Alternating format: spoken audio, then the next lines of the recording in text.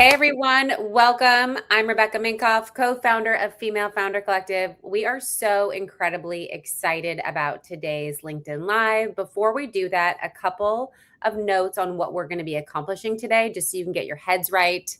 We're going to cover the higher systems tech stack and launch strategies that set a brand up for long-term success.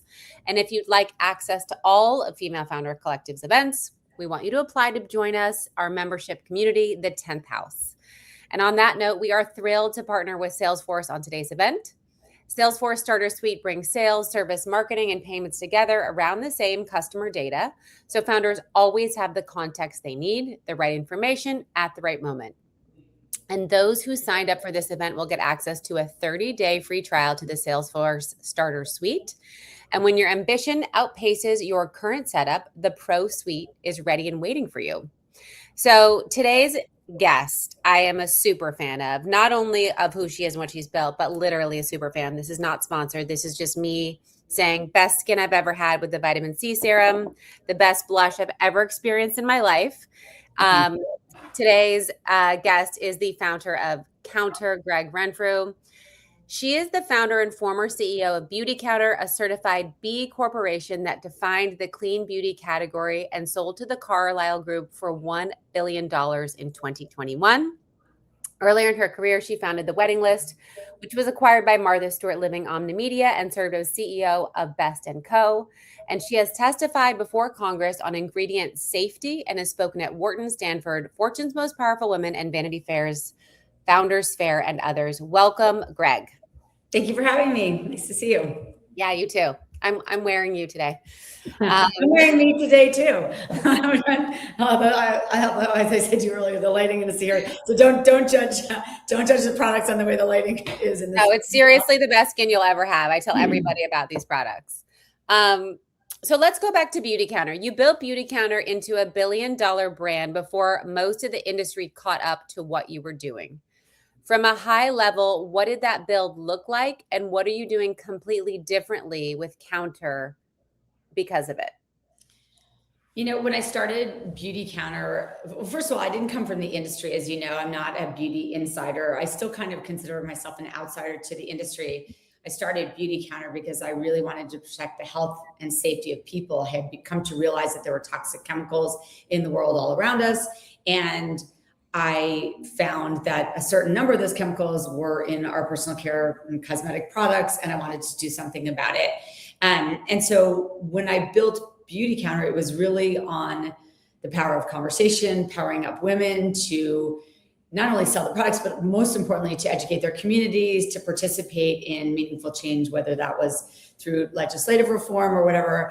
But I built it more like a movement than a brand. And actually, I would say that in Counter, I built it more like a direct-to-consumer brand. And now, as a year into this, I'm thinking, actually, I should have gone back and done it in a similar way to how I did it the first time around, which is, I think that in order to build a really strong brand today, you have to really focus on the power of conversation. And so I think what I've seen in the last 12 months since we launched Counter is you need to, what I didn't do last time around is really focus on data in the way that I do today, because I really want to understand who she is, what she wants from me, what I'm doing for her, what I'm not doing for her. And so I think we've been very focused on data this time around. But I think that what I didn't do this time around that I'm going to now lean back into is really asking for really leaning into that power of conversation and getting back out there and looking at this like I look at all brands as a movement, not just a brand. I don't know if that makes sense or not. But I think it does. Just, do you mind checking your phone? I think it's just your phone dinging. I know. And my phone, hey, Taylor, the funny thing is I did put it on Do Not Disturb. And sometimes with key contacts, it'll just ding anyways. Can you just to make sure. In the meantime, everyone, while we're doing our technical fix, if you are curious about the 10th House, it is our private membership community where you get access to more events like this. We also have in-person events, city sessions. We have an amazing community on a platform called Circle, where there's a lot of give and gets. There's a lot of women posting what they need and sharing of information. So sometimes you might feel like your only companion is ChatGPT, but it's not. ChatGPT can do a lot, but it can't do what a woman who's building a company and has figured stuff out can do for you. So that's our little commercial break, and we're back. We're back to our I removed my phone. It does say it's on Do Not Disturb. I removed my other laptop. Let's hope that it stops pinging. Okay, great. Okay, great. No, I think it makes sense. And I think that sometimes, in building a second company, let's say as we're building FFC, you go, oh, this is what worked and didn't work. And then sometimes it's a lot of trial and error. And it's also a very different time. Like, you basically coined the term clean beauty. Like, for people tuning in, it didn't exist. Yeah, I think that, I think there are a lot of things that I carried over from the old company to the new company, like our standard for clean, our desire to drive for performance, all those things. But I do think it is a different day. I did say to the team when we started this company, well, I should backtrack. I shut the company down for 12 months so I could reimagine things, so I could consider what would meet the needs of today's consumer. And I think anyone building a brand has to know that those needs are ever changing. And so you have to be constantly reimagining your strategies, because whatever worked for you 6 months ago or 60 years ago may not work today. And so you have to be in constant evolution mode, or else you're going to fail. And I think that that's one of the things that I did really focus on, is what does she want from me today?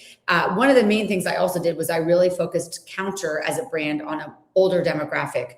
At Beauty Counter, we had everything from babies to women in their 90s and everything in between. We kind of bifurcated the product line, looked at where we really had strength in terms of what we could bring to the market in terms of our skincare and our serums. And we got rid of a lot of products. And we really wanted that woman who was a more mature audience, 35 plus, and or men, but we're predominantly a woman-based, skincare and cosmetics, to really understand that we see them and we're focused on them. So changing in models, using people our age, because I think it's important for us as women, as we age, to feel like we're seen and to embrace that, as opposed to feeling, like people don't want us to get older, because you just are getting older. So that's a big change that we made also from the old company, not trying to be everything to everyone.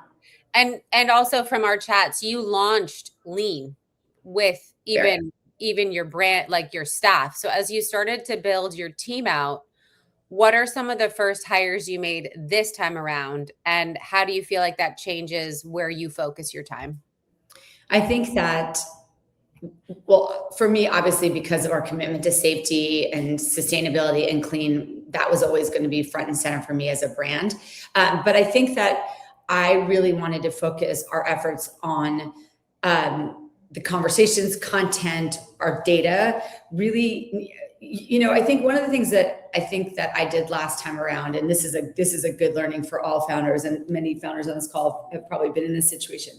And it often comes at the urging of your investors. But this idea of beefing up your team in advance of revenue or profitability is not a mistake that I wanted to make this time around. So I really was careful in my choices about what do I need. So I looked at the different aspects of our business, whether that was product development and innovation, content, data, technology, et cetera. And I really looked at what must be true for this brand to be successful today, and what things are nice to have that I'm not gonna do right out of the gate. So, when we looked at, for example, we switched all of our technology off of an old platform into something, like when we're on Top Mind, things like that, that we would not beef up a huge technology team, as an example, because it was cost prohibitive for us. So I do think choosing your moments and your people wisely is really important in the beginning, and you can layer on over time. But I also think a lot of really small group of very committed people who have the respective disciplines and they know what they're doing can get a lot more done than these huge organizations, and you can move a lot faster. Yeah, I find that if you hire someone who's excited to get the work done and who's a generalist at first in your first 1 to 3 employees, but who's good at a lot of things, is really helpful, at least in starting Rebecca Minkoff. And then we got more specific, but the bigger your team is, it's so complicated. And I remember when we were at our height of over 100 employees, you couldn't get anything done. And it was when we were 50 employees that I was like, oh, this is how you can move at a speed and adaptability. So bigger is definitely not always better. I totally agree with you. When I came back in as the CEO of Beauty Counter after having sold and having been removed from my position and gone for 2 years, there was something like 200 employees for the company. And when I launched Counter, I launched with like 45 employees, and we're up by about 10 or 15, but I do like a smaller, leaner team. And I think as a founder, what I look for three things in people, because I think you're right. It's like people that are willing to roll up their sleeves, that are not so focused on their specific job. Is high confidence, low ego. Like, you want really confident people, and you don't want cocky people. Yep. And people, are they capable of doing that job? And do they have the desire and the passion and the grit and the determination to do the job? Because when you're building a brand, it's a whole lot of hard work, and things are constantly going wrong. And if someone's not super passionate about what they're doing and really want to go the distance, they probably aren't going to be helpful on your team. There's no quiet quitters allowed on a lean and mean team. I'll tell you that. Literally, they're not allowed anywhere, but really when you're starting, you need those people that almost love it as much as you, because I feel like that's what it takes to build. Correct. So you have used CRMs like Salesforce from the start of your brands. And a lot of early stage founders put off CRMs because it feels like something you do later when you have a ton of sales or customers. What would you say to that? And what did having it in place early actually change for you? Well, interestingly enough, in Beauty Counter, I didn't do it early on. I didn't focus on CRM. I didn't even really know much about CRM at the time, but I remember sitting with one of my old investors, and he said, well, how do you know exactly when someone runs out, and how are you personalizing that offer? And he was like, for example, I'm a guy and you just sent me a mascara email, but I've never purchased mascara from you. And so I think that, like, when I was building Beauty Counter, I was always playing catch up, and that's not a position you want to be in. Now, look, investing in CRM is an investment. And I know you just talked about maybe an interesting solution from Salesforce.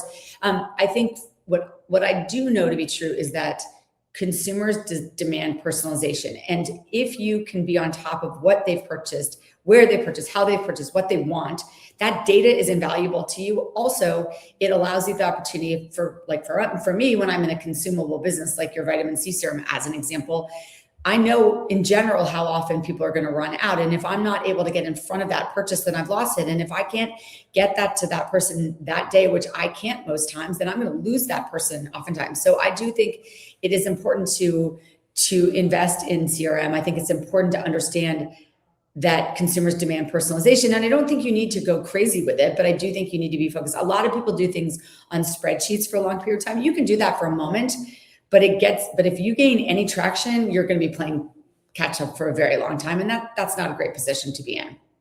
Yeah, I think as someone whose original CRM was a analog business sheet that we sent back and forth to our showroom on a fax machine, I think a CRM. That dates us.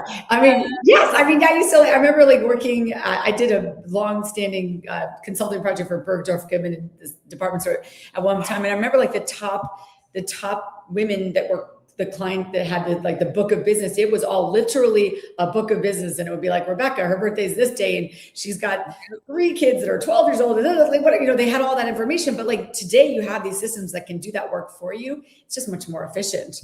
Totally. That's why I love I remember the old fax machine. I sold fax machines. Oh my God. I remember when we had to buy the fax machine, and I was like, I don't know if we can afford this as a business. This is a big purchase.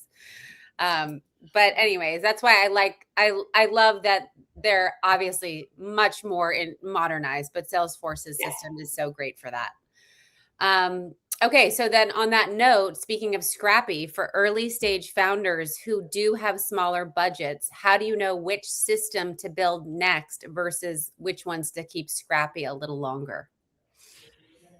That's a really good question. I mean, look, that differs from business to business. I think that where I would definitely be scrappy is on the team versus the system.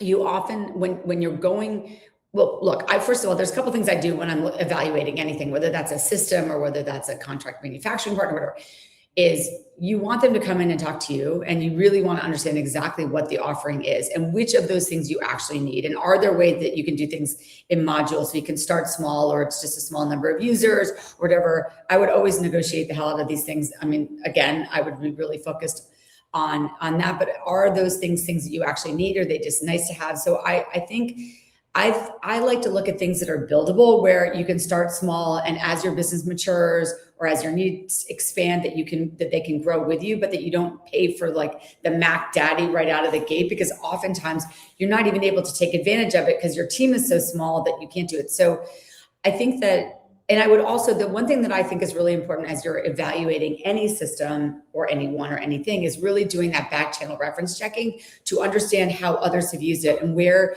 the strengths were and where the shortcomings were. And I think oftentimes you see the name of any brand that's selling you whatever it is, whether it's a CRM system or it's, I mean, anything. We all know this, right?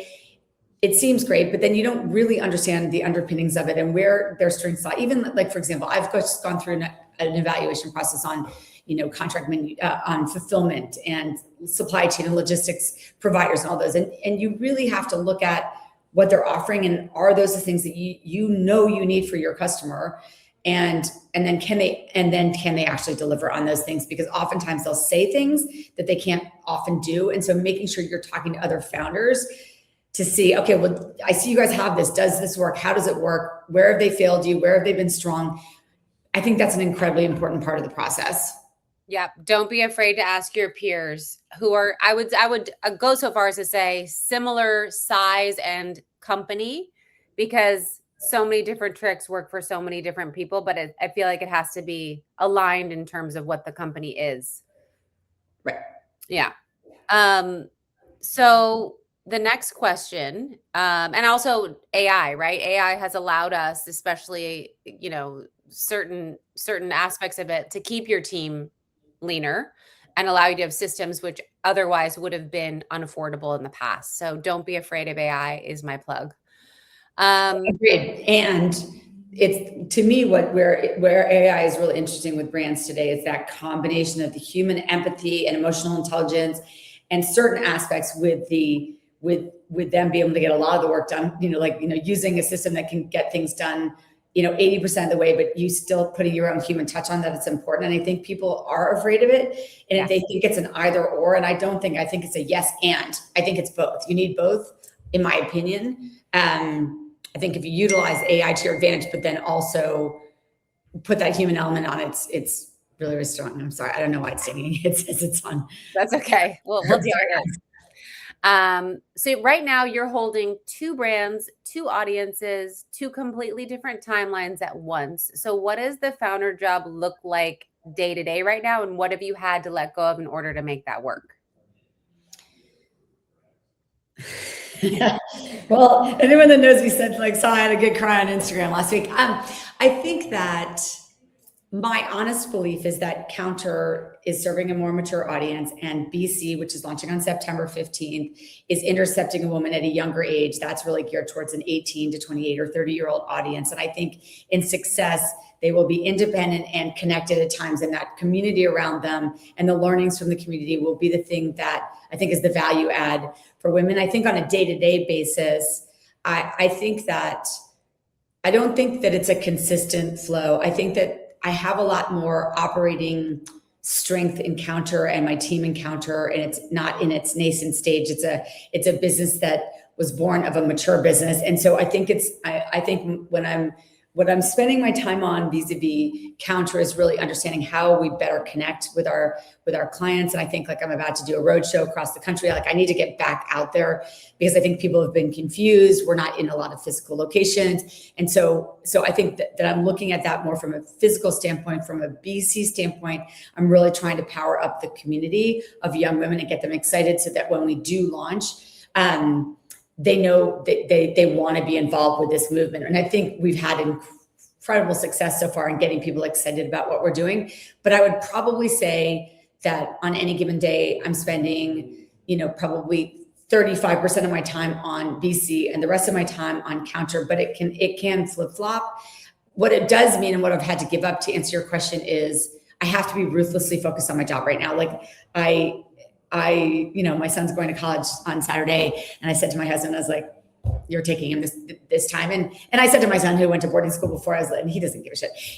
I was like, but you know what? I drove myself to college by myself in my car with a roadmap. You can do this. He doesn't care. But I think it's also figuring out, when you really need to lean in. And for me, my social life, like this summer just wasn't a summer for me. It just wasn't. And that's okay. There are these moments in time where you just need to lean in.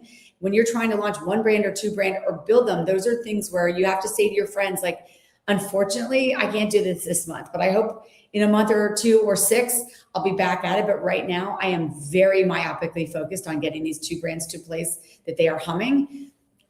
And pretty much everything else has fallen off except for like my exercise and my family. Yep. It is what it is. And it's been hard. Honestly, it's a lot of work and it's exhausting. But I think that as founders, and especially women, we have these moments in time where when we feel guilty all the time. You and I think, had this conversation, but you shouldn't feel guilty. Like, you just need to, I always say you can have it all, just not in the same day or in the same month or the same year. And so you pick those moments. Like, I said to my son, like, is it important to you that I fly across the country and take you to college? And he's like, I really don't care, Mom. It's totally fine. So I was like, okay, I know that's okay. And it is okay. And I'm okay with that. And I've turned to my team and said, look, we need to be all hands on deck right now. And people are okay with that. So I don't know. My beach time, I'm like, that stuff, I definitely, feel like I lost this summer, but that's okay. Totally. I know. I think we're always surprised when it's not in balance, but like, why should we be surprised? Because it's never going to be in balance. And I think your reference to seasons is so critically important for people to remember. Like, I'm about to go into a season where I am going to be prioritizing work over anything else. Work and kids, and I will not see my friends. I will not be out. I will just be work, doing those 2 things. And it's just when it hits and what you have to do. And that's what you choose as a founder. It's one of the things. But even if you weren't a founder, if you were working for someone else, you might not be in control of that either. 100%. 100%. Work, this is what you sign up to do. And listen, I love what I do. And I think for those that are like younger, people that are younger than me, that have younger children, and, because I'm guessing there are a lot of women listening in right now, but it's true for women and men. I never said to them, like, I have to do this because I need to make money or whatever. It was always like, I have 3 jobs.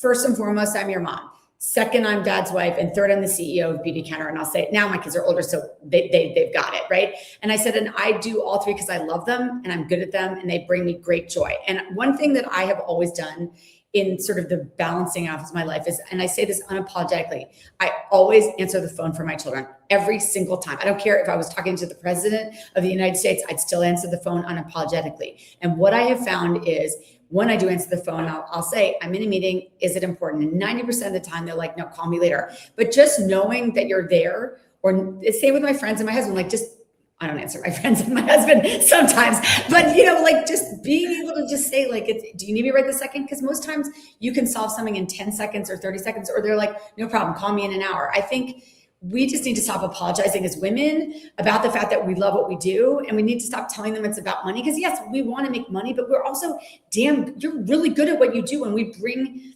like, what we do makes a difference in the world. And so I'm proud to be a working woman and I'm proud to be a mom. And I think that you can have it both, but sometimes you need to turn to your friends and say, I just did it like a half an hour ago, right before I got on this call. I said to someone, they asked me to get involved. I said, with respect, and I love you, I can't take on one more thing right now. I can't help you with your business. I can't join this advisory board. I'm not trying to be rude. I just can't handle it right now. And I'm sorry. I got good at saying that to people. Yep. I think it's about testing your boundaries, and every woman has a different one. And it's playing with it. I played with it. What's too much? What's too little? Where am I uncomfortable? And then I call it like my Wonder Woman, like, no, this is the time where I'm going to not be flexible on work or kids or date nights. What are those? I think it's about figuring out for you what's going to give right now, and then what can be a little bit more flexible later.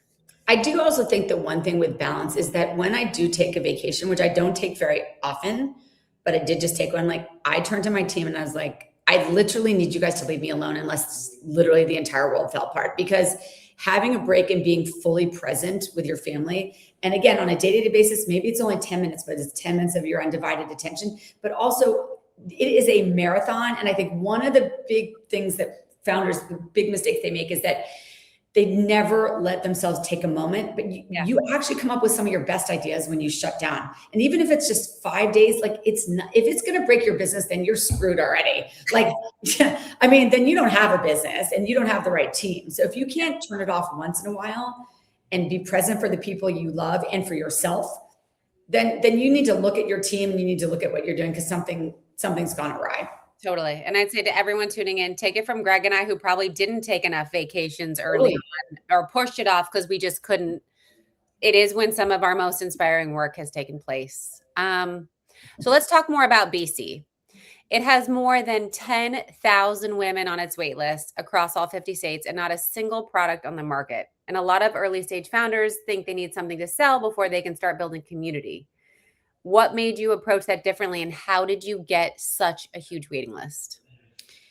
I think that I believe so much in the power of conversation and the power of storytelling. And I think that brands that have a reason to exist, and because not all brands and companies have a reason to exist. I mean, they might want to exist, but there's purpose behind a lot of brands.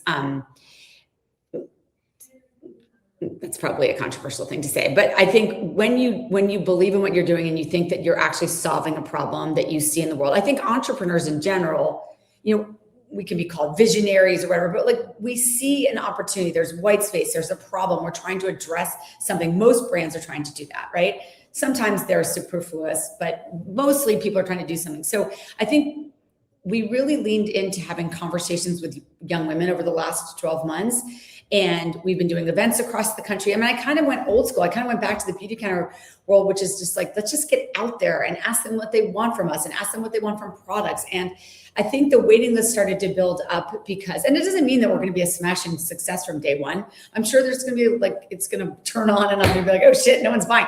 But I think at the end of the day, it isn't always about the product. Like for me, it is about powering up women. And so I think a lot of the conversations we've been having is like, you're coming in early. I want to help you gain confidence through action, through learning, through community. Women are lonely of all ages, and certainly younger people are lonely. So I think what people have found is if a space where they feel seen and that no one's bullshitting them and they're just sort of talking them. And I think that's why I think so often brands are so focused on the product. And of course, yes, someone's pulling out their credit card to purchase a product, but it's like, how does that make you feel?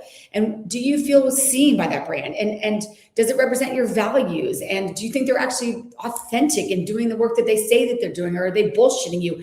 And so I think that you can build community without even ever talking about your brand. Like when I started Beauty Counter, we went out and did this entire roadshow. We didn't even have product samples. I was just like, I'm Gregg Renfrew. There are toxic chemicals out there. Here are the ways I'd love for you to get involved. You can text a member of Congress. You can tell another friend that there are certain chemicals of concern in products. You can represent the brand. You can buy from the brand. We just want you to get involved in this movement for clean because we think we can do better as an industry. I never showed them a single product. People got excited about it because they knew that we were telling them the truth. They knew we were walking the walk. And everyone wants to be part of something bigger than they are as individuals. And I think that's how we've been able to build this up without introducing product yet out into the market. And I saw me in a month, it may be a flop, but I think it's going to work. No, it's not going to be a flop if you have 10,000 people. I remember when Lively launched, Michelle Grant, she launched, I think, with a wait list of 100,000 people for her intimates company, Lively. So I think some people get stuck on, no one can know about my product. It has to be a top secret to launch. Or if I build it, someone else will copy me sooner. Or community has to be only in person, one-to-one. When community is, like you said, how does it feel when you buy it? And you want to be part of that feeling. And that itself is a form of community. Completely. And I think the combination of digital strategies, content, social, whatever, and IRL moments, and they can be small moments or bigger moments. It could be a one-on-one coffee. It could be a big, event. Like we've been doing these events, like we did one in Charleston last week. And it was just it was a small restaurant, but it was packed and people were excited and they were meeting people. I agree with you also on the big unveil. I'm not sure that the customers want the big unveil so much today. I think what they want is to feel that they're participating in the evolution of the brands that they support. They want to have a voice. And that doesn't mean you're going to listen to everything they say, because you don't. You have to have a point of view and a position as the founder and the leaders of your company. And you can say, I understand you don't like I was on an Instagram feed today and someone said, I wish you would come back with these old bottles. And I understand that they liked the old pink and the yellow and stuff, but I made a decision to create a new company and a new brand. And I feel confident in the decision. I understand it's not going to please everyone. But with that said, I listened to some of the things she said, which is like, I can't feel exactly when I'm running out. Okay, that's helpful information for me. So I think it is a two-way dialogue. And I do think people sometimes underestimate the power of having conversations with the people that you serve. Totally. We were like the survey monkey before that existed of our customers, and it always was great. So what does it really take to keep your culture internally intact and what you represent to the woman as you go from leaning to scale? Because I think sometimes that's the hardest thing a founder can hold on to, or, it's hard to hold on to as you get bigger. It's so funny you say that, because we just had a major all-in meeting, is what we call our all company meetings, last week. And I had a very direct conversation with the team to say, like, these are my expectations. And I talked about some of the things I talked about earlier. I said, are you capable? I need everyone to think about this. Are you capable of doing the job? Do you want it really badly? Do you want to put the time and effort and energy in this? And what are the roadblocks that are, causing you to not be able to be successful? And what can I do to better support you? And what can we do to unlock that so that you can do that? But here is what I expect from all of you. And if this isn't for you, that's totally fine. Let's work on an exit strategy that works well for you, and we'll support you in that decision. But I think that being really crystal clear from the beginning through all the stages of what your expectations are of your team, owning when you as the leader and the founder have gotten it wrong. Like I said, maybe I wasn't as clear with the team as to where I thought the business was going to go. Maybe I didn't have all the answers, but here is where we are right now. And I think as you scale, what I think often happens is, well, first of all, I think leaders get scared of speaking their truth. They're either trying to be liked by everyone, or they're worried about that. And I think the clearer you can be and the more consistent you can be with your communication, the better. But I also think that what happens is when you get into high growth mode, people just throw a whole bunch of people at the problem because they're so overwhelmed by the workload that they're not necessarily bringing the right people in. And then they're not talking to them in the way that they did in the beginning about, this is who we are. This is what we stand for. These are our expectations of you. So I would encourage people, like, do a monthly breakfast with all of the new people that you've brought in and say, listen, this is a two-way conversation. How can I best serve you? I probably won't have you here forever because you tend to move on in a couple of years. What would success look like for you? This is what we expect. These are the things that are important to us. So I think that staying consistent with that as you scale is critically important. And I think it's a mistake that so many people do, because they just throw people at the problem, and then all of a sudden you've got a culture issue. Yeah. And I would also probably add, from my point of view, I think that some people like to keep only all the crazy issues sealed off. But I found that when I just tell the team, and I don't go into deep detail, but like, hey, this is what's going on. This is the stressors, that are occurring, might not hit you. I just feel like that vulnerability helps people want to help you. And almost helps create more action in the team of like, oh, we really got to band together and make sure that we are aware that this isn't something that everything's going fine and Gregg and Rebecca are crying in our offices alone. No, I actually cry publicly all the time in front of the team. Like I feel like I don't have all the answers. Like, I'm a person. Like, we're in the business of people. Every single one of you is in the business of people. People have good days and bad days. They have unfortunate things. They have disappointment. Like, I think leading with vulnerability and authenticity is critically important. And I know that people say that all the time, but like, I think you're right. A lot of people, I did that at Beauty Counter. I tried to shoot, like, people used to be like, God, she's all over the map, right? I really actually, I mean, I'm sure sometimes I was all over the map. I have ADHD, but like, I think in general, I was trying to shield them from the pressures that I was feeling from my board and from my investors. Because oftentimes when you have like serious investors, they're like, growth at all costs, profitability at all costs, growth at all costs, whatever it is. And so you're like going back and forth, like on a ping pong table. And if you're shielding your team from what is actually happening behind the scenes, they have no idea. And it makes you look as a leader like you're either disconnected with the challenges that your team is facing, or that you're all over the map. So I think being more open and honest helps them embrace the work that needs to get done, and helps them recognize that you are really strong as a leader in certain areas and you're weak in others. And it makes you more human, which makes them want to work with you more, I think. Yeah. Yep. I've never lost by sharing. I'll say that. I've never had it go the wrong way. So far so good. Yeah. Let's talk about Slack because that has been part of your business and mine for years. Let's talk about what changed when you had a central repository where all internal comms lived and what you think that for founders who are earlier on in their journey, where in that tech stack does Slack earn its place instead of adding to the noise? I think it's a highly effective tool for communicating. First of all, it's funny because I'm not on Slack because my team doesn't want me on Slack. They want to be able to talk amongst themselves without my eyes on it, and so it's almost like a safe space. That makes me sound like such an asshole. But I think that it's like they want their own forum in which they can have open, honest dialogue. I think it's a very efficient place because everyone can kind of be chiming in and talking. We use it internally. We also have used it. We have women who are currently representing the brands. We call them brand partners. They're probably like a slightly more, we have a stickier relationship than we have with like a typical affiliate or a creator where they really are part of our community. And so we use Slack to talk with them as well. So we can get real-time feedback. And we used to have like all these different Facebook groups and all these other things in the old company. But now it's like you have one central repository of information. They can ask questions in real time. We can respond in real time. They can ask each other questions. So I think it's a highly effective tool.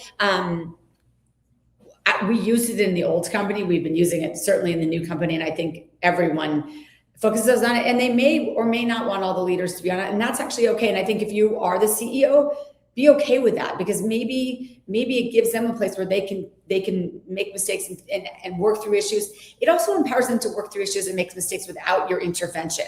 So I mean, we use it a lot. Yeah. I do think it's nice to have a place outside of the physical office, especially if not everyone's in office, to have that. And so again, my team is on it, on both FFC and Rebecca Minkoff, but I'm not. But the data also that it's all in one place is so helpful. 100%. I mean, Slack is pretty amazing. Actually, I wish I'd thought of that one. I'd be in a very different place. I'd be floating on a boat somewhere. But anyway, I know. Good for them. So let's go to audience questions. This is from Taylor C. How did you decide when expanding into a new category that makes your brand bigger and better versus it making things messier and confuses people about what you're known for? I think category expansion. So I think there are some obvious adjacencies. If you're in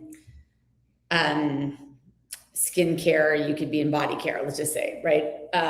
I think that you can confuse. So I think two things. I will say, and Rebecca asked this question of me early in this conversation of what have you done differently? I think at my old company, Beauty Counter, we tried to be everything to everyone, including products. We had a massive suite of products. And then when I came back in as CEO before the company went into foreclosure, I recognized that 90% of the sales were coming from the top 50 SKUs. And so I decided to be much more ruthless in my prioritization of which products were coming to the market. And I do think that if you look at the numbers and you look at your business, you can see what business you actually have and where you're strong and where you're not as strong. I think that in terms of not confusing the consumer, if you just put some random category out there, if it's not an obvious adjacency, if there's not a story and a through line to that product, you are going to confuse them. But there are times that you can expand. But I would caution you to be really, really sure that the products that you do sell today and the things that you are doing, that you're really, really buttoned up before you try to introduce more to the question. It also just adds to complexity. Like for us, supply chain, sourcing, contract manufacturing, logistics, like there are a whole lot of hidden costs to expanding product lines or new categories. So just be really clear before you do it. And then I think be really, really committed to the storytelling and bringing that customer along the journey from where we are today to why we added this, why it matters to them, and how it's a part of the equation, if that makes sense. Yeah. And to go back to what you said, this is a marathon. You're not going to become unimportant if you don't launch back to back to back to back and listen to your customer. She's going to tell you what you want. So to give her something that she didn't need is just, make sure you're listening and take the long view. It doesn't have to be a rush. I think also people get excited. We all are so obsessed with newness. Our vitamin C serum, which we launched in 2019, 2020, 2021, I can't remember, a while ago, 2020, is still our number one selling SKU. And so I say at the team, it may not feel new to you, but it's new to tons of people. Even though we've sold 1 million of them, just shy of 1 million, there are millions more that could be sold. And people absolutely love this product. And just because it's been around for a while doesn't mean that it's not just as amazing as it was. There are times where products, fall out of favor or whatever the trend, but certain products, people count on you. It's like being a rock star. People come to the concert, they want to hear that song you sang that you created 20 years ago, and they want to hear the new thing. So I think it's important to look at where you're strong before you just think that newness is going to get you more sales or more customers. That's not necessarily the case. Totally. Couldn't agree more. Next question, and then we might have one more after this. This is from Rachel P. For a startup company launching in the cosmetics sector, would you recommend initially focusing on direct to consumer or B2B? Wholesale. Okay. I was like, what is B2B? That's a really good question. Color cosmetics are harder to sell online as initial purchases. So I think you should always take that into consideration. I think having an ability to get in front of someone physically with product. That said, I'm not a huge proponent of huge, expansive wholesale distribution for a couple of reasons. Number one, knowledge is power. And when you're working in wholesale capacity, you get limited information, not because they're not good people, but they're also in the business of their customers. And so you might hear, oh, your vitamin C is one of the top 5, but you don't really know who you're serving. You don't really know what they like and they don't like. You have an arm's length distance relationship to that customer. Also, it can be incredibly time consuming and very expensive to go into these large big box retailers, whether that's a Sephora or an Ulta or a Target or whatever, because there's a lot that comes with it. So you better be really confident you're going to do significant revenue. Otherwise, I think I would stick with some smaller things and your own e-commerce and or social platforms. Learn, test and learn, and then do it at a later stage. Yeah. So when I first started out, my showroom had a rule, and she said you have to be in 500 specialty stores before I ever let you sell to wholesale.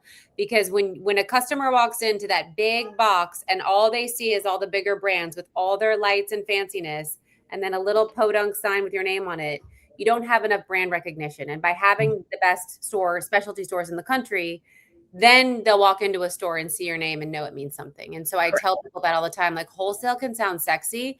Be prepared to make $0. It is a marketing budget. It is an advertising budget. But you have to be big enough to withstand returns, sales, margin, give backs. It's a whole other business that people think, ooh, if I'm just in Bloomingdale's, I will have made it. No, it's great to be in Bloomingdale's. We love them, but it's just a different animal. And so you have to be financially ready to be part of these stores too. Yeah. And it can take businesses down. And by the way, if your product is not completely buttoned up and you launch in those things, you're also can be dead in the water. So take your time. I agree with you completely. Yeah. I mean, when we first started, we weren't ready to sell to a big wholesaler, Nordstrom. This was 20 years ago. We took all the bags back because they're like, you're not ready for this. And then we got another chance, but we didn't, we could have avoided that. So I can't thank you enough for your knowledge, sharing your time with us, knowing that you are literally superhuman right now running 2 companies. I don't know, or super crazy, however you want to look at it. We all are a little crazy, but for those of you, if you enjoyed anything about today, this is what we love to do. When you join the 10th house, our private community, we kick you off with a cohort. So you get to learn from experts like Gregg and so many other women specifically designed for your own needs as a founder. We also give you a version of an MBA called the Founder's Operating Manual that really helps you get your business basics intact. And also, just as a little plug for Salesforce, since they're our amazing partner, they do offer AI assistance with their starter suite. So we touched on AI earlier, but when it's all in one CRM with Salesforce, you will get that AI support. So thank you again, Gregg. Everyone, please go buy and support best products on the market, hands down. And thank you. Thank you. Okay. All right. Have a great day, everybody. Thanks Bye. so much.